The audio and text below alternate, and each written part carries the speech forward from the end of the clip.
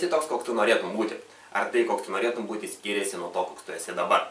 Toks, koks esi dabar, priklauso ne nuo to, kokios yra aplinkybės, ne nuo to, kaip tau sekėsi ar nesisekė praeityje, o nuo to, kokios mintys sukasi tavo galvoje. Ar tu apie save galvoji, kad pasaulis yra sudėtingas, kad tau sunku įveikti įvairias kliūtis, kad pasaulis yra šiek tiek priešiškas ir ne viską galima pasiekti, ko nori? Ar tu žinai, kad tu esi gimęs nugalėti?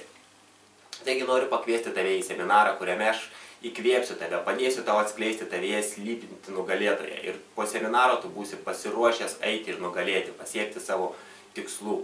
Tada tu drąsiai sakysi, kad tu esi gimęs nugalėti. Laukiu tavęs 2 valandų seminare, kuriame tu gausi daug įkvėpimo ir atrasi savyje slypintį nugalėtoją. Iki pasimatymo.